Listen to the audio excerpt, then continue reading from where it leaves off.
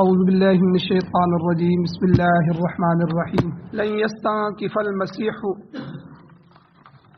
مسیح علیہ السلام اس بات میں ہرگز عار اور شرم محسوس نہیں کرتے کہ ان یکون عبدا للہ کہ وہ اللہ کے بندے ہوں۔ اللہ کا بندہ ہونے میں عیسیٰ علیہ السلام عار محسوس نہیں کرتے۔ ولا الملائکۃ المقربون اور نہ مقرب فرشتے جو اللہ کے ہیں وہ اس میں عار محسوس کرتے ہیں۔ ومن یستنکف عن عبادتہ اور جو شخص بھی عار سمجھے گا اس اللہ کی عبادت کرنے سے، ویستکبر اور تکبر کرے گا، اللہ کہتے ہیں فسیحشرہم الیہ جمیعا، پس وہ اللہ تعالیٰ ان سب کو اپنی طرف اکٹھا کرے گا۔ فَأَمَّا الَّذِينَ آمَنُوا پس بہرحال وہ لوگ جو ایمان لائے، وَعَمِلُوا الصَّالِحَاتِ اور نیک اعمال کیے، فَيُوَفِّيهِمْ أُجُورَهُمْ پس پورا دیا جائے گا ان کو ان کا اجر، وَيَزِيدُهُمْ مِنْ فَضْلِ اور زیادہ دے گا اللہ تعالیٰ ان کو اپنے فضل سے۔ وَأَمَّا الَّذِينَ اسْتَنْكَفُوا اور بہرحال وہ لوگ جنہوں نے شرمندگی اور عار محسوس کی، وَاسْتَكْبَرُوا اور تکبر کیا، فَيُعَذِّبُهُمْ عَذَابًا أَلِيمًا پس عذاب دے گا ان کو اللہ تعالیٰ دردناک عذاب۔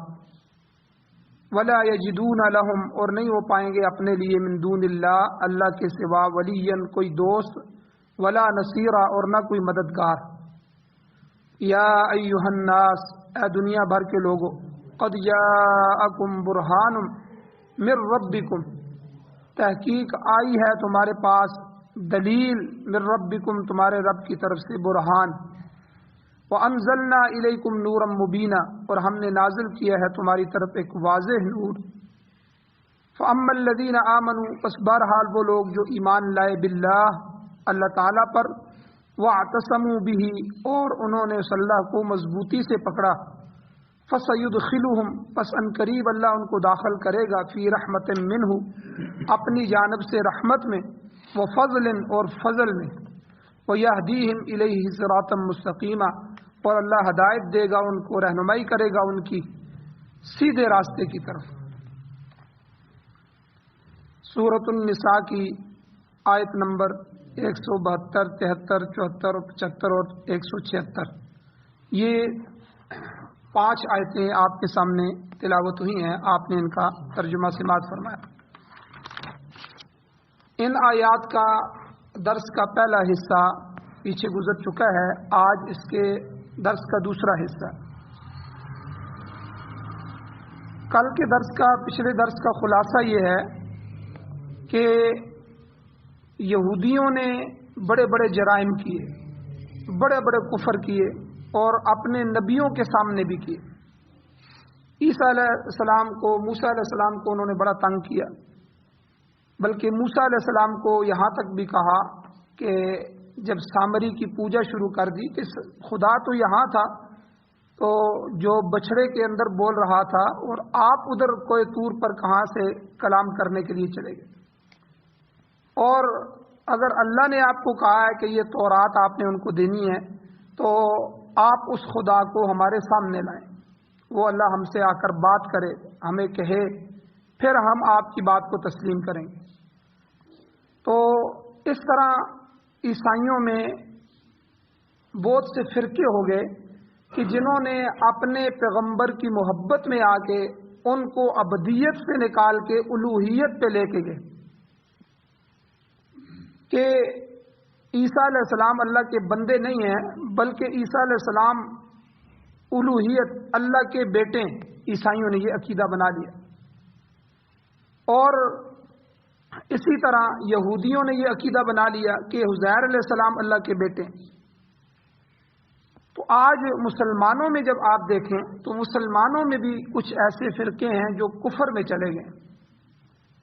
مثلا مرزائی ہیں قادیانی، انہوں نے نبی علیہ السلام کے بعد ایک اور نبی کھڑا کر دیا، حالانکہ امت مسلمہ کا یہ عقیدہ ہے، قرآنی عقیدہ ہے، اور سینکڑوں احادیث اس پہ موجود ہیں کہ حضور علیہ السلام نے فرمایا میرے بعد کوئی نبی نہیں، لا نبی بعدی، اور اس مضمون کو حضور علیہ السلام نے کئی طریقوں سے سمجھایا کئی مثالوں سے سمجھایا۔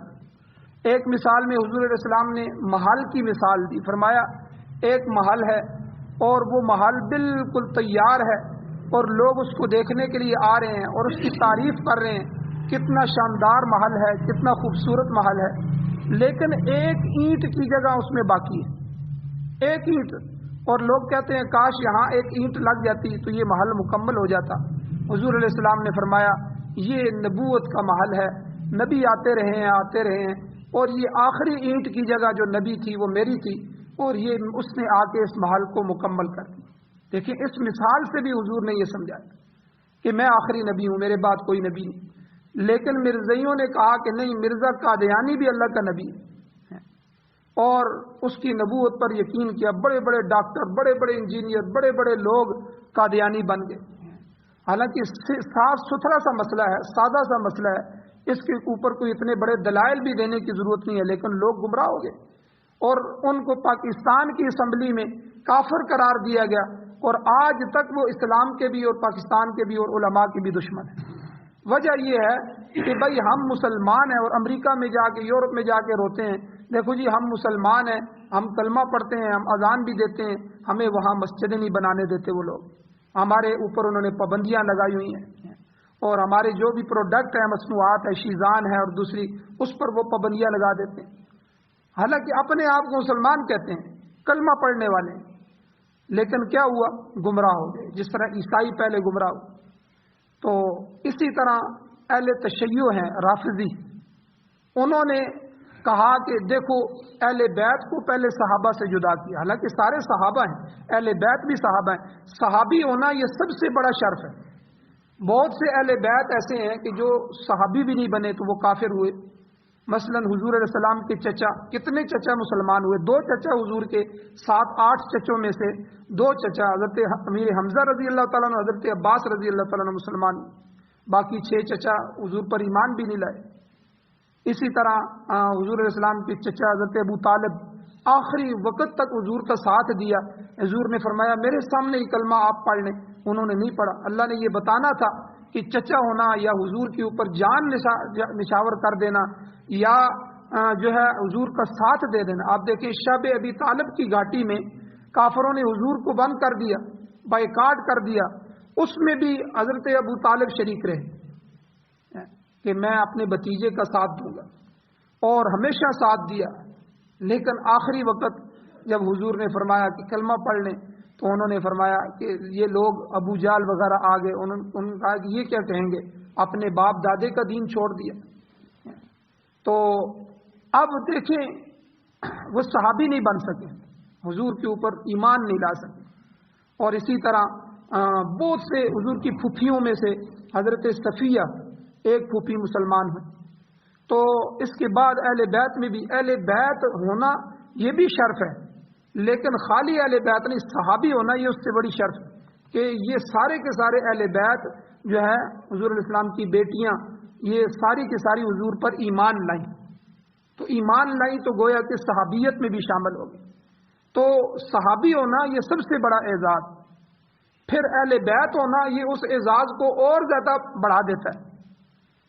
تو اب انہوں نے پہلے اہل بیت کو صحابہ سے جدا کیا رافضیوں نے۔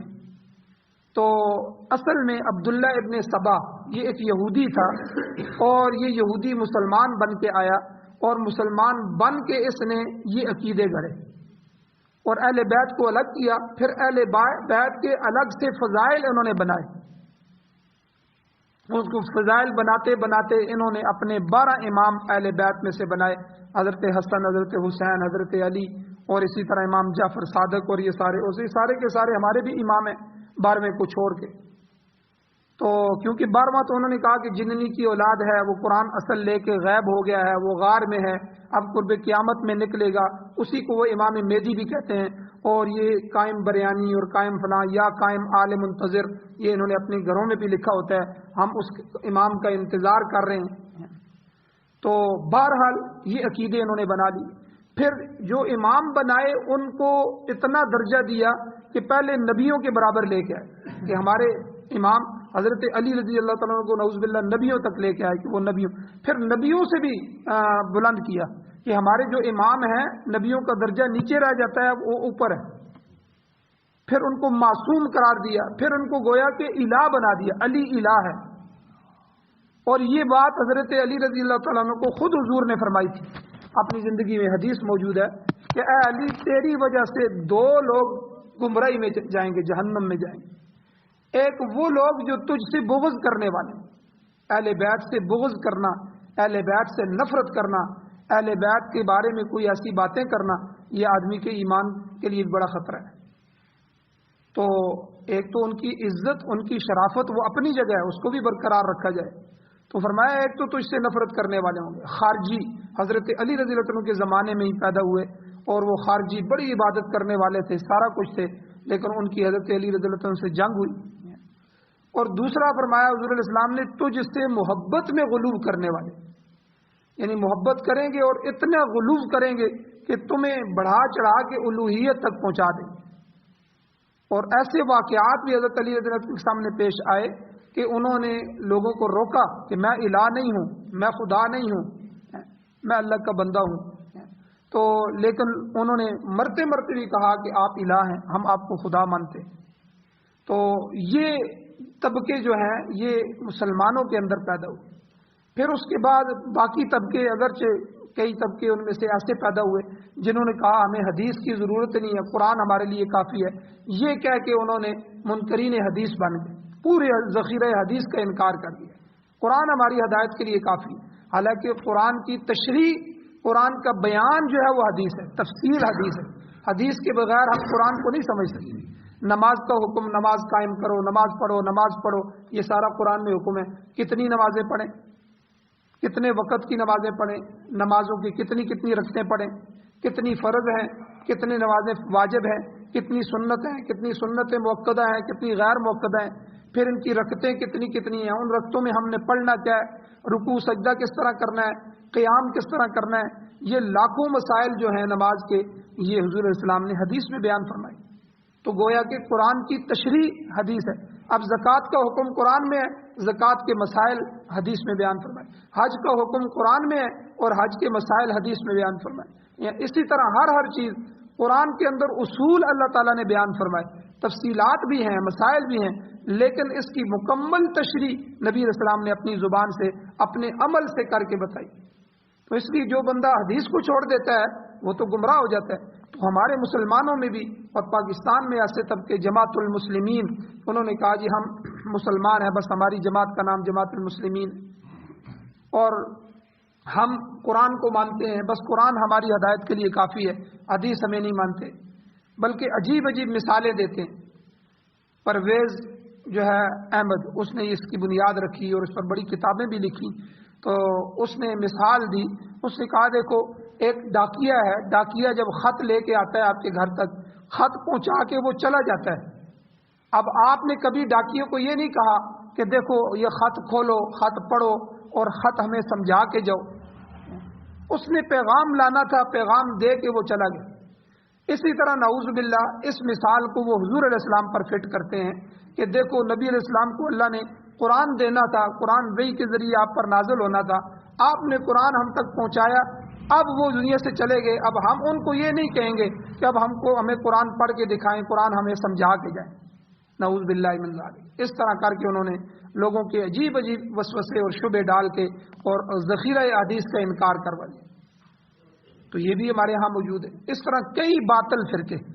تو یہاں اللہ تعالیٰ فرما رہے ہیں عیسائیوں میں، عیسائی جب انہوں نے عیسیٰ علیہ السلام کی محبت میں غلو کیا، بڑھ گئے، تو عیسیٰ علیہ السلام کو یہ کہا کہ عیسیٰ علیہ السلام اللہ کے بندے نہیں ہیں. بھائی بندہ ہونا تو یہ چھوٹے لوگوں کا کام ہے، وہ تو بڑے ہیں، وہ تو الہ ہیں، اللہ کے بیٹے ہیں، یعنی گویا کہ اللہ تک لے گئے. تو اللہ نے یہاں ان آیتوں میں یہ فرمایا لن یستنکف المسیح ان یکون عبدا للہ. عیسیٰ علیہ السلام تو اس میں عار اور شرم نہیں کرتے کہ وہ اللہ کے بندے. ولا الملائکۃ المقربون، اور نہ مقرب فرشتے اس میں شرم کرتے ہیں، کیونکہ مشرکین مکہ فرشتوں کو اللہ کی بیٹیاں کہتے تھے. ان کا عقیدہ تھا کہ اللہ نے اپنی بیٹیاں بنائی.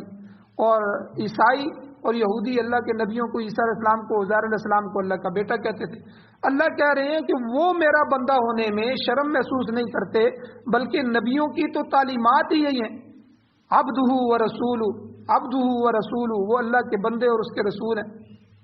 तो बंदा होना ये तो बड़ा शर्फ की बात है, तो बड़ी इज्जत की बात है, बड़ी तकरीम की बात है। तो अंबिया अल्लाह के बंदे और उसके रसूल हैं।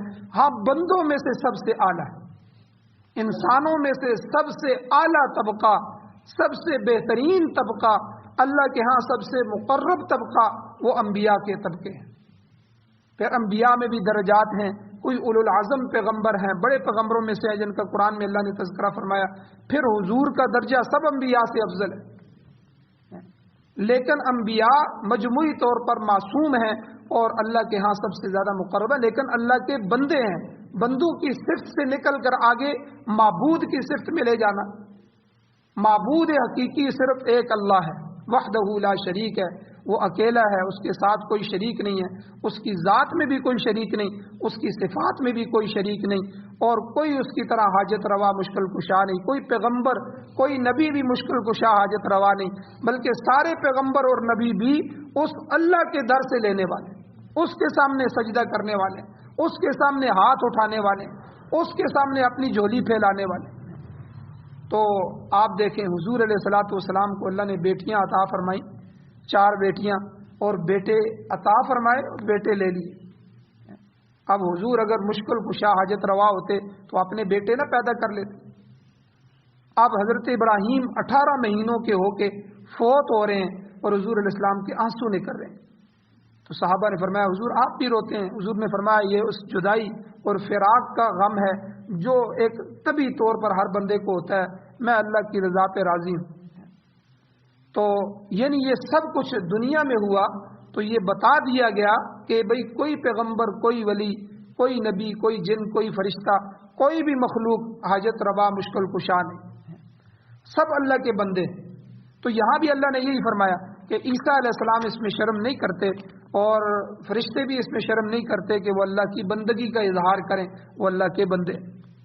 तो बहरहाल आगे अहले ईमान के लिए जो जज़ा है, जो उनके लिए इनाम है, अल्लाह ने उसको भी जिक्र फरमाया। फ़अम्मल्लज़ीना आमनू, जो ईमान लाए, वअमिलुस्सालिहात, और नेक आमाल किए, फ़युवफ़्फ़ीहिम उजूरहुम, उनको अल्लाह ताला पूरा पूरा बदला उनके आमाल का देगा। किसी अमल में उनके बदले में, जज़ा में कमी नहीं की जाएगी। वयज़ीदुहुम मिन फ़ज़ली, और अल्लाह ताला उन्हें अपने फजल से ज़्यादा अता फरमाएंगे।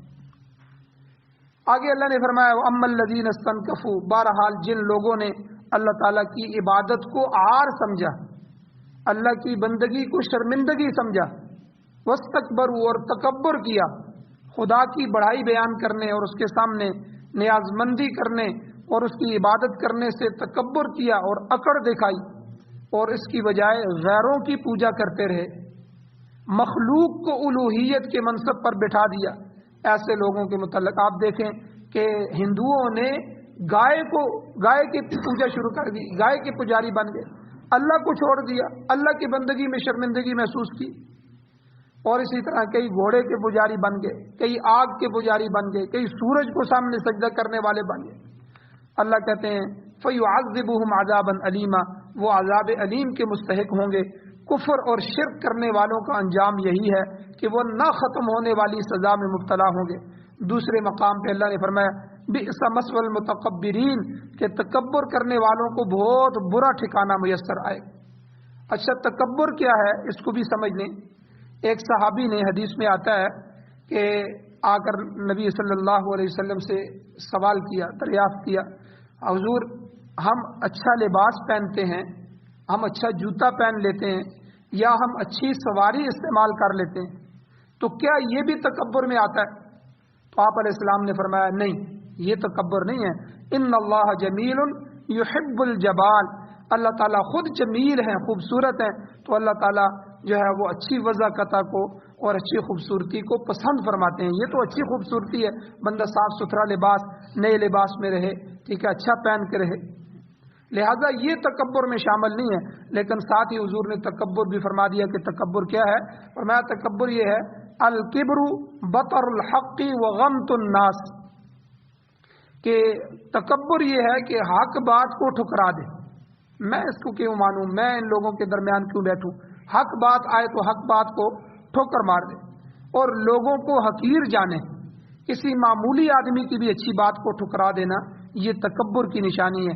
اس قسم کے لوگوں کے متعلق فرمایا وَلَا يَجِدُونَ لَهُم مِّن دُونِ اللَّهِ وَلِيًّا وَلَا نَصِيرًا، کہ وہ اللہ کے علاوہ کوئی دوست، کارساز اور مددگار نہیں پائیں گے۔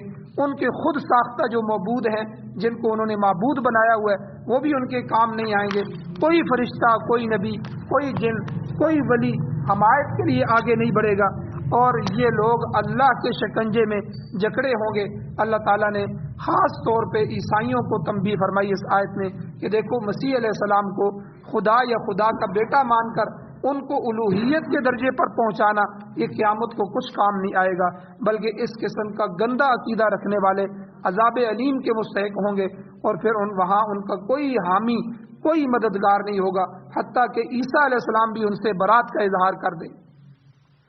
آگے اہل کتاب سے مخاطب ہونے کے بعد اب پوری بنی نوع انسان کو اللہ خطاب کر رہے ہیں، یا ایھا الناس قد جاءکم برہان من ربکم، اے لوگو تمہارے پاس تمہارے رب کی طرف سے برہان آ چکا ہے۔ برہان کی جمع ہے براہین، اور براہ کا معنی ہوتا ہے کاٹنا، کسی چیز کو کاٹنا۔ اس کو برہان یا دلیل اس لیے کہتے ہیں کہ اس کی وجہ سے شکوک اور شبہات کٹ جاتے ہیں، انسان کو اطمینان حاصل ہو جاتا ہے، کیونکہ جو بات دلیل کے ساتھ ہوتی ہے، برہان کے ساتھ کی جاتی ہے، وہ پکی ہوتی ہے۔ فرمایا تمہارے پاس برہان آ چکا ہے۔ وَأَنزَلْنَا إِلَيْكُمْ نُورًا مُبِينًا، اور ہم نے تمہاری طرف نور مبین نازل کیا ہے۔ بعض مفسرین نے وَأَنزَلْنَا کا عطف تفسیر بنایا ہے، جس کا مطلب یہ ہوتا ہے کہ برہان اور نور مبین ایک ہی چیز ہے، اور اس سے مراد قرآن مجید ہے، یعنی یہی وہ چیز ہے جو اللہ کی وحدانیت پر قطعی دلیل ہے اور ہدایت کی طرف رہنمائی کرنے والی واضح روشنی ہے قرآن مجید۔ تمام حق و باطل میں امتیاز کرنے والے، فرق کرنے والے، اور شکوک اور شبہات کو دور کرنے والی، رفع کرنے والی، اور منشاء الہی کو کہ اللہ کیا چاہتے ہیں، اللہ کے منشا کو، چاہت کو واضح کرنے کے لیے قرآن سے بڑھ کر کوئی دلیل نہیں۔ لہذا برہان قرآن پاک کے ناموں میں سے ایک نام بھی ہے۔ اور بعض دوسرے مفسرین فرماتے ہیں کہ برہان اور نور مبین دو الگ الگ چیزیں ہیں۔ ان کے مطابق برہان سے مراد پیغمبر علیہ السلام کی ذات مبارکہ ہے، آپ کا چہرہ انور ہے، آپ کی سیرت حسنہ ہے، آپ کی تعلیم مبارکہ ہے، یعنی احادیث مبارکہ، حضور کی ذات، یہ برہان مبین ہے۔ اور یہ وہ ذات ببرکات ہے جسے دیکھ کر انسان کے تمام شکوک و شبہات دور ہو جاتے ہیں۔ مولانا رومی رحمۃ اللہ علیہ نے فارسی میں کہا کہ روئے و آواز پیغمبر معجز است، کہ حضور کا آواز دینا، حضور کا دیکھنا، حضور کا روئے سخن، یہ بھی معجزہ ہے۔ جس نے حضور کو دیکھا وہ حضور کا انکار نہیں کر سکا۔ اور دوسرا نور مبین سے مراد قرآن پاک ہی ہے، یہ ایسا واضح نور ہے جو تمام چیزوں کی وضاحت کرتا ہے۔ اس کو قرآن نے فرمایا ھذا بیان للناس، یہ لوگوں کے لیے بیان ہے۔ انسانی آنکھ سے بصارت پیدا ہوتی ہے، مگر قرآن پاک بصیرت پیدا کرتا ہے۔ اس کا ایک ایک جملہ انسان کے دل میں روشنی پیدا کرتا ہے، جس سے حق اور باطل میں امتیاز اور فرق ہو جاتا ہے۔ آگے اللہ نے آخر میں فرمایا فَأَمَّا الَّذِينَ آمَنُوا، بہرحال جو لوگ ایمان لائے، وَاعْتَصَمُوا بِهِ، اور اس کو مضبوطی سے پکڑا۔ اس سے مراد اللہ کے دین کو مضبوطی سے پکڑنا ہے، ایمان اور ایمان کی بنیادوں کو یعنی دین اور شریعت کو مضبوطی سے پکڑا۔ جیسے کہ قرآن میں فرمایا ان تنصروا اللہ ینصرکم، اگر تم اللہ کی مدد کرو گے تو وہ تمہاری مدد کرے گا۔ تو اللہ کی مدد سے مراد اس کے دین کی مدد۔ اسی طرح یہاں بھی فرمایا جو کوئی خدا کے دین کو مضبوطی سے پکڑے گا، اللہ کی وحدانیت پر مضبوطی سے قائم رہے گا، فرمایا فَسَيُدْخِلُهُمْ فِي رَحْمَةٍ مِّنْهُ، اللہ تعالیٰ ان لوگوں کو اپنی رحمت میں داخل کرے گا، وہ لوگ خدا کی مہربانی کے مستحق ہوں گے۔ اور آگے فرمایا وَيَهْدِيهِمْ إِلَيْهِ صِرَاطًا مُسْتَقِيمًا، اللہ تعالیٰ ان کی طرف صراط مستقیم کی رہنمائی فرمائے گا، وہ راستہ جو خدا کا قرب دلاتا ہے۔ بالآخر ایمان والے لوگ اللہ کے فضل اور اس کی رحمت کے مقام میں پہنچیں گے، اور یہ سب سے بڑی کامیابی ہوگی۔ اللہ تعالیٰ سے دعا ہے اللہ ہمیں عمل کی توفیق عطا فرمائے۔ آمین۔ الحمدللہ رب العالمین والعاقبۃ للمتقین والصلاة والسلام علی رسولہ النبی الأمی الکریم۔ یا اللہ ہماری کمیوں کوتاہیوں کو معاف فرمائیے، درگزر فرمائیے، صغیرہ کبیرہ گناہوں کو معاف فرمائیے۔ یا اللہ کفر شرک بدعات رسومات سے محفوظ فرمائیے، قرب قیامت کے فتنوں سے محفوظ فرمائیے، قرآن و سنت کی صحیح رہنمائی ہمیں عطا فرمائیے، اپنی تربیت فرمائیے یا اللہ، اپنے نگرانی میں ہماری تربیت فرمائیے یا اللہ، آپ ہی دلوں کو پلٹنے والے ہیں یا اللہ، دلوں کو ہدایت کی طرف رکھیے، ہمیں گمراہیوں سے یا اللہ نکالا ہے تو گمراہیوں میں داخل نہ فرمائیے یا اللہ، قرآن مجید کو پڑھنے، سننے، سنانے، سمجھنے اور اسے سمجھانے اور پوری دنیا میں پھیلانے کی توفیق عطا فرمائیے، عمل کی توفیق عطا فرمائیے، قرآن و سنت کی حکومت نصیب فرمائیے، قرآن و سنت کا غلبہ نصیب فرمائیے یا اللہ، اپنے نبی کی صورت سیرت اپنانے کی توفیق عطا فرمائیے، سعادت والی زندگی اور شہادت والی موت عطا فرمائیے، بیماروں کو شفا عطا فرمائیے، پریشان حالوں کی پریشانی ختم فرمائیے، جو حضرات ایمان کی حالت سے اس دنیا سے جا چکے ہیں یا اللہ ہم سب کی بخشش فرمائیے۔ صلی اللہ تعالی علی خیر خلقہ محمد وآلہ واصحابہ اجمعین برحمتک یا ارحم الراحمین۔